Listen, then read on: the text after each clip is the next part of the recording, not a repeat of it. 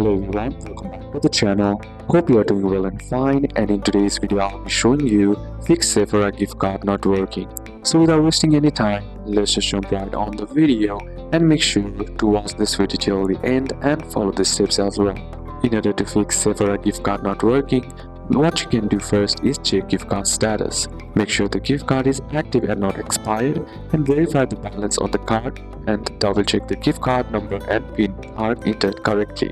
The next is to verify platform and region. Make sure you are using the correct Sephora website or app in your country, and Sephora gift cards are country specific. A US card won't work on Sephora UK, Canada and etc. The next is to enter the gift card information correctly by simply tapping on the me icon on the pen.